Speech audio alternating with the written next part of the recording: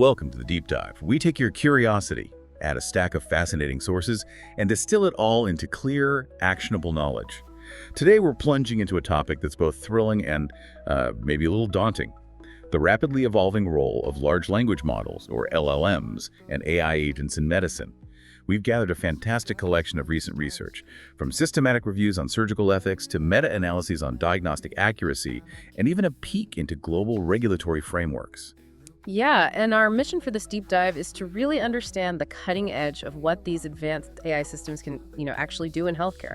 We'll explore where their limitations lie, and critically, how we can ensure they genuinely enhance human health and dignity rather than inadvertently complicate things. We'll be looking at the practical applications, the complex ethical considerations, and the regulatory landscape that's trying its best to keep pace. Exactly. Think of it as your shortcut to understanding how AI isn't just reshaping the doctor's office or the operating room, but potentially even your next medical consultation. It's a pretty fundamental shift, and we're here to unpack it all for you.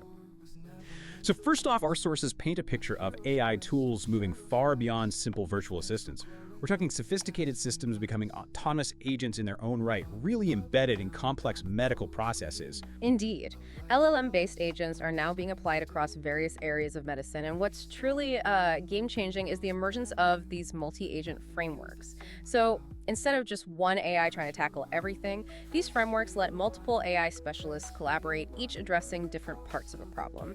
This seems to significantly improve clinical decision-making by addressing the inherent limitations of, standalone LLMs. We're seeing them deployed in areas like clinical decision support and diagnosis, but also in highly specialized applications like Drug Agent, which automates AI-aided drug discovery programming, and RX Strategist, which is designed for prescription verification. It's not just automating existing tasks. It feels like it's fundamentally accelerating breakthroughs at a scale human teams, well, maybe can't match. That's a really powerful shift. But I already hear some listeners wondering, if these systems are so capable, where's the line? Is there a point where their capabilities become a liability? And what about the tech we thought we knew, like virtual assistants, the ones on your phone? They've always struggled with medical questions, right? Often giving pretty generic or unhelpful responses. But our sources reveal a dramatic shift there, too. That's right. One study we looked at directly compared traditional virtual assistants to advanced LLMs like GPT-4. Specifically, they asked questions about a sensitive topic, postpartum depression. And GPT-4 showed marked improvement in both accuracy and, importantly, clinical relevance. But here's the crucial safety insight. It consistently recommended consultations with healthcare providers. That's a critical safety feature that, older VAs often lacked. It really marks a paradigm shift in how these digital tools can interact with health information, going from potentially unreliable to maybe a safer first point of contact. So these aren't just fancy chatbots rehashing internet search results anymore. They're evolving into something far more autonomous, systems that can actually, do things. Precisely. Researchers are defining AI agents as autonomous systems capable of perceiving their environment, reasoning about clinical tasks, and then acting to solve problems. They call it a perceive, reason, act loop. Think of it like a cycle. They observe, they process, they respond. These agents can use modern LLMs as their brain to query external databases, suggest automated orders and electronic health records, and even learn from feedback to improve their performance over time. Imagine an AI system observing a patient's vital signs in the ER, reasoning through clinical protocols, and then suggesting a treatment plan, maybe even considering real-time factors like bed capacity. It's a level of integration and autonomy we haven't really seen before, which is both exciting and, like you said, definitely raises some questions. Right. While this vision of autonomous AI agents is powerful, it also brings us to the critical question of performance. If these systems are acting, how accurate are they? The research you've seen offers a significant reality check, particularly around diagnostic capabilities, doesn't it? It absolutely does, and this is a crucial point that consistently comes up in the research we looked at. While LLMs have demonstrated, quote, considerable diagnostic capabilities and significant potential, a big systematic review and meta-analysis of 30 studies found their accuracy still falls short of clinical professionals. The accuracy of a primary diagnosis from an optimal LLM ranged from a concerning 25% all the way up to a very impressive 97.8%. Wow, that's a huge range. It means sometimes they're nearly perfect and other times they're just completely missing the mark. For a patient, that inconsistency could be, terrifying. It is, and it definitely underscores the inconsistency we're seeing right now. Interestingly, the GPT series models demonstrated the best diagnostic performance in 80% of the studies in that review, showing a clear leader, at least in those studies. And in some specialties like ophthalmology, eye conditions, LLMs showed higher diagnostic performance. About 78% of large models achieved accuracy comparable to healthcare professionals there. So there are pockets of strong performance, absolutely, but it's not a universal guarantee across all of medicine. Not yet, anyway. So it's not just a matter of garbage in, garbage out, but sometimes no garbage in, still garbage out, which must be quite a challenge for doctors relying on these tools. Beyond just being wrong, what's the most concerning way these systems can fail? Especially in a medical context where patient safety is absolutely paramount. Well, that leads us directly to what researchers call hallucinations. It sounds strange, but the ethical use of LLMs is significantly challenged by their tendency to generate fabricated content when they lack sufficient information. In medicine, this can lead to gravely serious consequences, like false diagnoses suggesting symptoms a patient doesn't have, or recommending completely incorrect treatment protocols. One article we reviewed specifically highlighted concerns in surgical research where LLMs actually fabricated references, data, even results, just made them up. This directly challenges the core ethical principle of non-maleficence, which at its heart just means do no harm. If an AI fabricates, it can absolutely cause harm. Potential is immense, but yeah, so are the stakes. That brings us squarely into what I imagine is a minefield, the ethical implications. What are the core ethical principles that the research you looked at highlights as being most impacted by AI in medicine? Indeed. A systematic review, this one focused on surgery literature, identified 4 core ethical principles that are just fundamental here. First, autonomy, which is all about respecting a patient's right to make their own choices. Second, beneficence, basically meaning acting in the patient's best interest. Third, non-maleficence, which, like we just discussed, means to do no harm. And finally, justice, ensuring fairness and equitable treatment for everyone. And what really stands out from that review is that accuracy was the most frequently discussed ethical concern. It came up in nearly 85% of the articles they looked at, which shows its direct link to both beneficence doing good and non-maleficence doing no harm. If the information isn't accurate, the whole ethical framework starts to wobble, right? Right, so the quality of information from an LLM isn't just some technical glitch. It's a fundamental ethical problem with potentially serious real-world consequences for patients. Beyond accuracy, what other ethical minefields did the experts identify? What else keeps coming up? Bias and inequity are really significant concerns, and they tie directly to that principle of justice. Our sources reveal that inherent biases in the massive data sets used for training these LLMs. I mean, truly massive data sets can lead to them generating biased medical advice or unfair treatment recommendations. This can actually worsen existing health disparities, particularly affecting marginalized groups who might already be underserved by the healthcare system. For example, one benchmark study showed some medical LLMs achieving as low as 50% accuracy in handling specific biases. That means their advice could be significantly less reliable for certain demographics. It's a profound concern for equitable healthcare. Yeah, that's deeply worrying. And then there's the incredibly sensitive topic of patient data. If these systems are processing and learning from our most personal information, I imagine data privacy is another huge ethical consideration here. Oh, absolutely. Privacy and security threats are paramount. It's top of mind. Sensitive data used for training these models could potentially be exposed during text generation or even extracted through sophisticated techniques like inference attacks. So adhering to robust regulations like GDPR in the EU and HIPAA in the USA, which protect patient health information, is just, well, absolutely critical. It's the baseline. Some suggestions for protecting privacy include using LLMs for autonomous data generation and labeling, essentially creating synthetic data that doesn't reveal real patient identities, or applying methods like differential privacy, which adds controlled noise to data, making individual records less identifiable while still preserving the overall statistical patterns for research. These are really complex systems, and patients are already trying to navigate a complex healthcare system.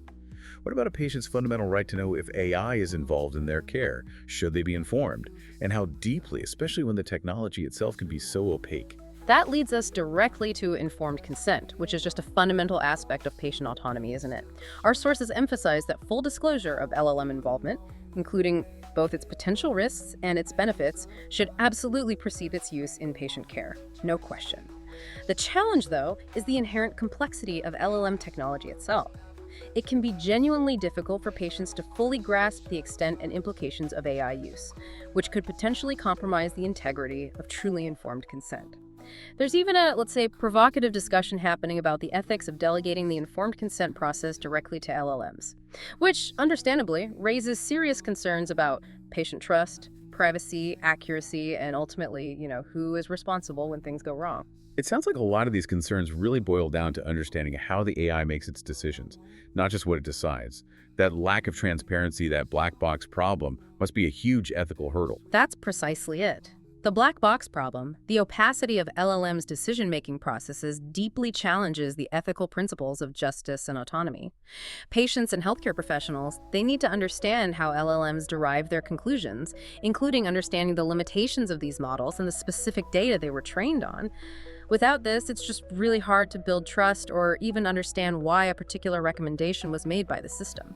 Interestingly, transparency was noted as a significantly higher ethical concern in plastic surgery research compared to other specialties, possibly because of the highly personal and often aesthetic nature of those procedures where patient preferences and deep understanding are absolutely paramount. And all this inevitably impacts the most fundamental part of healthcare, the relationship, that human connection between a patient and their doctor.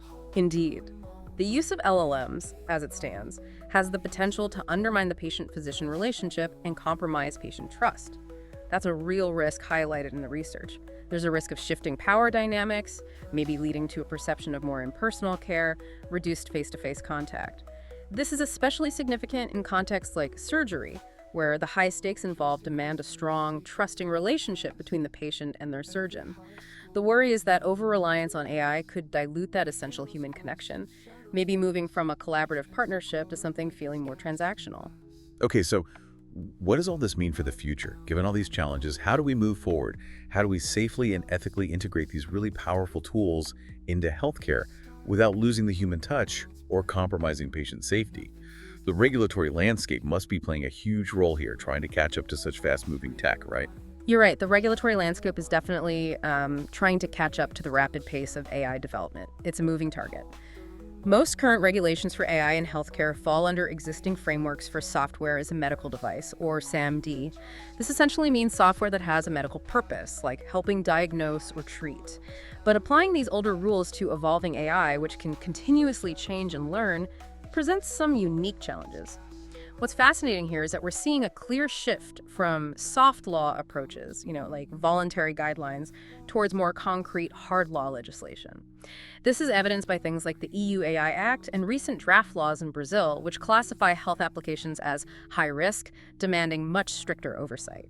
This shift really means more mandatory compliance and greater accountability for the developers creating these tools. What kind of specifics are these newer, harder regulations looking at? What are the key elements they're trying to control to ensure, say, my safety as a patient? Well, the US FDA, for example, has outlined something called a predetermined change control plan for AI modifications.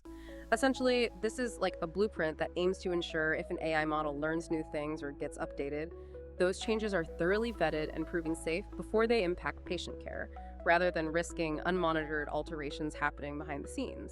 They also emphasize things like good machine learning practices, GMLP, bias elimination, trying to tackle that inequity issue, and real-world performance monitoring for these systems once they're deployed.